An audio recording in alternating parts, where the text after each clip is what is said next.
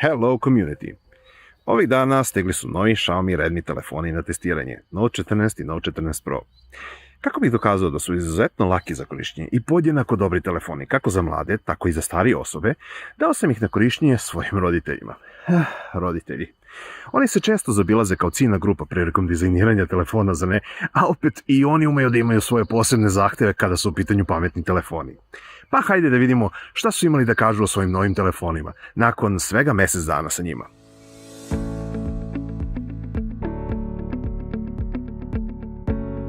Pa s obzirom da se do sad nisam susretala sa Xiaomi telefonima, prvi utisci su bili izuzetno pozitivni, naročito mi se dopala jasnoća i veličina ekrana i kako sam telefon leži u ruci, pošto je to nama starijima jako bitno da ne dođe do ispadanja. Ja sam prethodno imala Samsung A23 i ekran na ovom telefonu je mnogo jasniji i mnogo oštriji, pa su brojke veće i slova, lakše čitam poruke i uopšte sadržaj ekrana je mnogo jasniji. Pa s obzirom da ja ne koristim tako mnogo telefon, prezadovoljna sam dužinom trajanja baterije koja može da izdrži i više od 48 sati.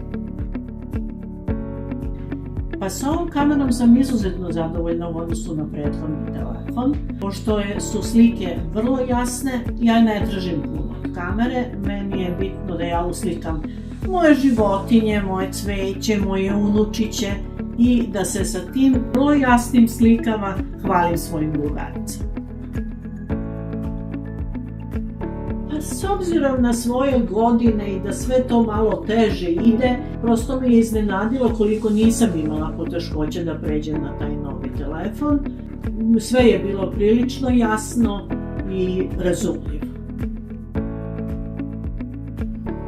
Pa ovaj telefon ispunio sva moje očekivanja i sve moje potrebe. I mislim da vredi više nego što je njegova stvarna tržišnica.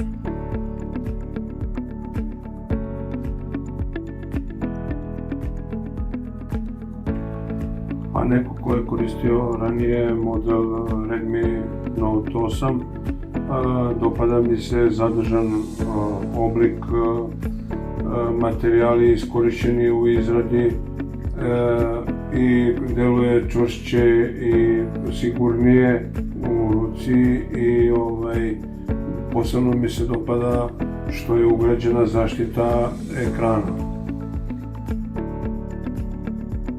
Ekran mi se dopada s obzirom da je mnogo osvetljeniji i jasniji. Posebno mi se dopada što je odziv od 120 Hz brži od mog prethodnog telefona. Svakako brže pregledavam mailove, pregledavam video sadržaje, navigacija dobro radi odlično u toku vožnje, što mi je vrlo važno. S obzirom da je moj prethodni telefon počeo da usporava u svakodnevnim zadacima. Glavna kamera mu je odlična, slike su vrlo jasne i visoko kvalitetna, nemam zamerki.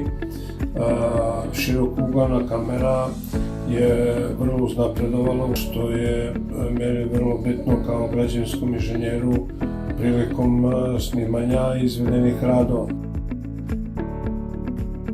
Dovoljno je prepoznatljiv da se ne razlikuje preterano od prethodnog MIUI-a, ali dovoljno da ima pregršt novih funkcija. Sve je dosta lakše za korišćenje. Kamere su odlične, lake za korišćenje, dovoljno je brz da me isprati u mom svakodnevnom radu.